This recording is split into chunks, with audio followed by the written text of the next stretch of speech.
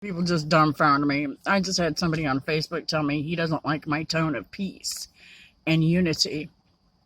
Stop the violence, save the children, deschedule marijuana, back the blue. He just doesn't like my tone because it's to him, he called me a racist, but I think I'm just not racist. And so he's trying to flip it and turn it on and make it me appear to be a racist. After I explained to him that, I've got a lot of Native American in me and I've got a touch of African and it's documented through blood work, they started hollering about, well, people who had mixed kids were slave owners too. I've never owned a slave, so I don't understand where these guys are getting off unless they're pedophiles and they really like watching children be wrongfully removed from people, or they just don't know history. A lot of people don't understand that Africans were not the first slaves in this world.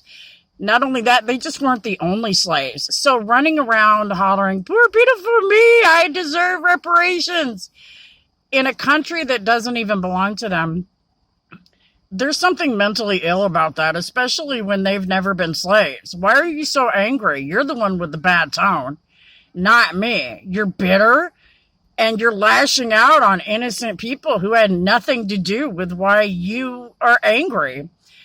And it's really sad to see people behave like this, and especially in mass numbers. I believe in peace and unity, and you just can't have peace and unity with people who demand violence and hate. Some of these people are just never going to change. There's nothing you can do about it. They just will not accept the facts. And if I went and started, being really truthful about history with these guys, it's going to make them lash out even more because they are so wrong.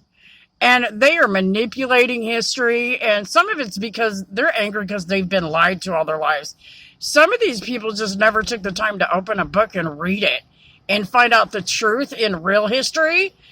Instead, they just go off of what other people tell them. And it's really sad. It really, really is. That's a defect that we have within our education system that we need to fix. We need to teach these people what truth in history is, not just in school, but we need to utilize the tools that we have, like our telecommunications via television and internet, in order to teach people the truth in history like we used to do when I was a kid. So, through things like, what was it? I like that Constitution thing that they used to play in the morning. With the cartoons where they were I forget the name of it. But anyway, we used to teach our kids better than this.